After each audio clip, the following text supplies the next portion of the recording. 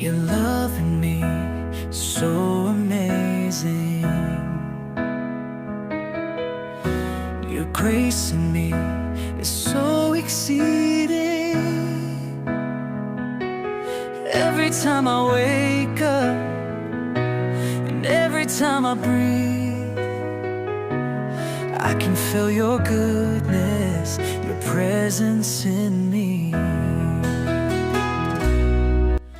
Sa Mateo Kapitulo 25, bersikulo 31 hanggang 32, makikita natin ang isang makapangyarihang larawan ng pababalik ni Jesus.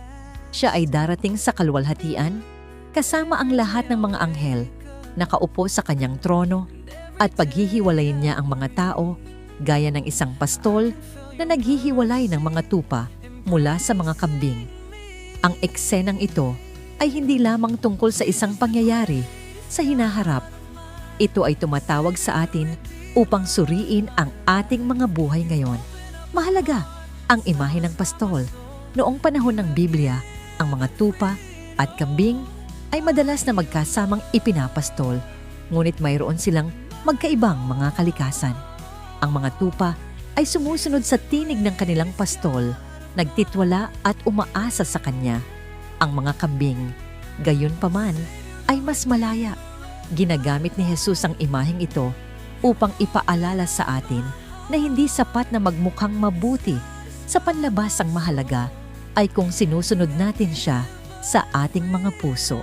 Habang tinatawag tayo ni Jesus upang pagnilayan ang kanyang pag-ibig, dapat nating itanong, namumuhay ba tayo bilang kanyang mga tupa, sumusunod sa kanyang tinig, at nagpapakita ng pag-ibig sa iba gaya ng ipinakita niya sa atin? Ang paglilingkod sa iba, lalo na sa mga nangangailangan, ay isang paraan ng pagsunod kay Jesus at pagpaparangal sa Kanya. Ang ating mga pagkilos para sa mga pinakamaliliit sa mga ito ay mga gawain ng paglilingkod kay Jesus mismo.